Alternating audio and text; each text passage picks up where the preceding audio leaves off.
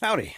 I caught your video, I don't know, long about 7 years ago about pawpaws. And like you, I already in my 40s. Well, I guess you heard them before I did, but I mean, 40s, and probably had heard about them in my youth, but never really paid any attention until me and my wife moved down to the family farm. And then we were looking at farming videos and gardening videos, and we came across your video about pawpaws, and thought it was really interesting. And we had a dream about growing fruit trees, which really isn't going so well because of the clay soil. But um, we took a walk in the woods and we found some pawpaw trees. And at the time, there was no fruit. After having done some research on it, we realized these were clonal, and they're all basically the same organism, which is why they weren't producing fruit. So, bought a couple of pawpaw trees. They were bare root. I planted them out here. I don't think they did anything. I don't think they grew. I haven't really had a whole lot of luck with bare root trees. Well, I mean, the deer like to eat pretty much anything that's not native. I guess they get restless and get tired of eating what's here, and you plant something different, and then they want to eat it. Anyway, recently, well, here in the last 5-6 years, the emerald ash borers have been at work and have been killing the ash trees. And down here in this low-lying area was a lot of ash trees. Were a lot of ash trees.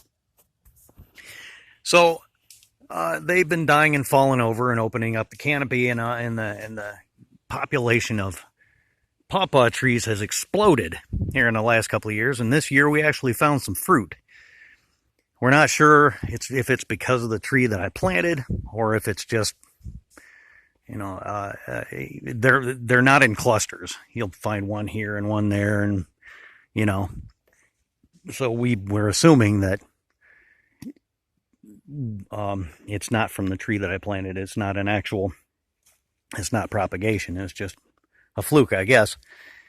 But in this area, yeah, the canopy's opened up because of the ash trees, and they've just taken off. We got some sizable trees, and this year I actually got to taste a pawpaw, and it is pretty good. My wife enjoyed it as well.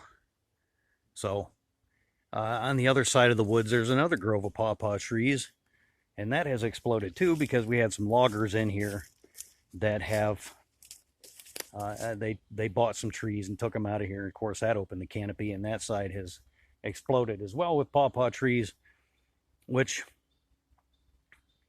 the already established hardwoods, they're already here, so they're not going to be affected too much. Really, these pawpaw trees are going to grow up and shade out a lot of the scrub, which is not, I'm not upset about at all.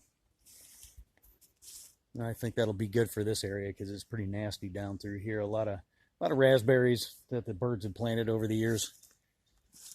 And yeah, of course, these ash trees are all falling over. That's the only thing that worries me. The ash trees are going to fall on the pawpaws I just planted, that I just bought from a farmer not too far from here. I planted 3 pawpaw trees in here, little seedlings. Hopefully they do all right. But I guess I got lucky on that one. It was only about 7 years between the time I heard of a pawpaw and actually got to try one. So